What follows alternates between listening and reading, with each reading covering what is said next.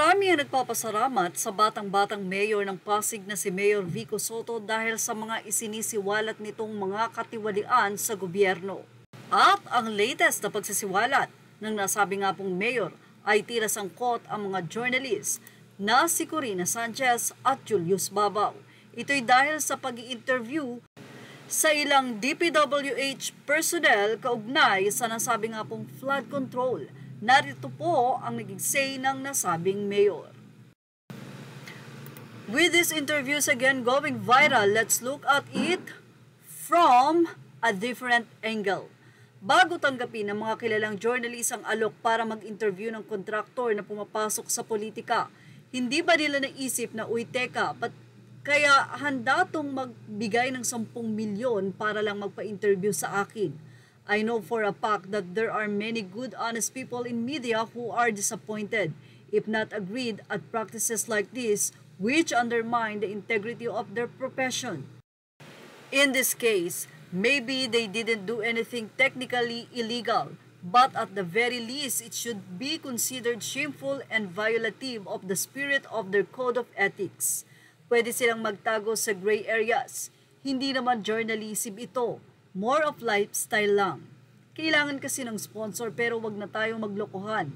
They rose to national prominence as broadcast journalists, news personalities.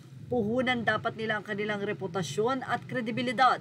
At sa ganitong kalakaran, ito rin ang reputasyon at kredibilidad na pinahihiram nila sa mga korap kapalit ng pera. Let's remember that corruption is systemic. It permeates into every sector of society. Not just government, but we can only slowly but surely break this cycle if more and more of us consistently do our part. Wherever we are and whatever our position may be, one step at a time. At narito na nga ang naging sagot sa nasabi nga pong post na ito ni Mayor Vico Sotto.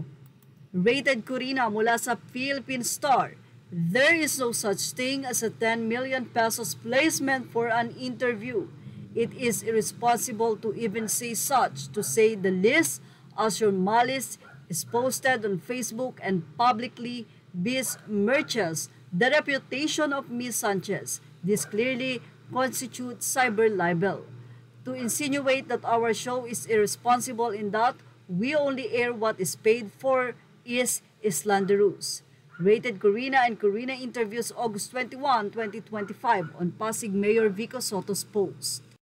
Wala pa rin ibinabahagi ang isa pa sa news anchor na si Julius Babaw pero wala pang sagot dito ang nasabing mayor ng Pasig na si Mayor Vico Sotto.